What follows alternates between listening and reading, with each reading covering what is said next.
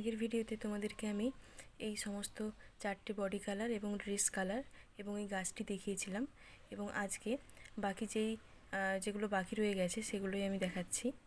প্রথমে আমি শুরু করছি এই প্রাচীরটা দিয়ে।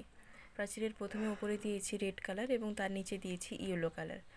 আর আমি কিন্তু এখানে প্রাচীরটা পেন্সিল কালারে করেছি, আর তোমরা চাইলে কিন্তু কালারও ব্যবহার করতে পারো, মোম রঙ দিয়েও করতে পারো। মোম রঙের মধ্যে আমি সাজেস্ট করবো পোলো রঙ ব্যবহার করার।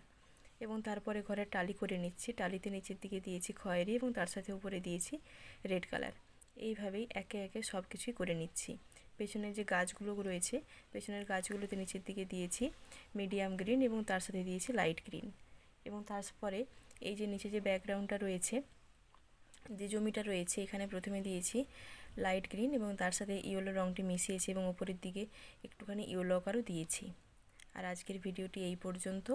আর এরপরে কোন টপিকের উপরে তোমরা ভিডিও দেখতে চাও, ড্রয়িং দেখতে চাও আমাকে জানিও, আমি অবশ্যই সেটা দেখাবো। আর আজকের ভিডিওটি কেমন লাগলো জানিও।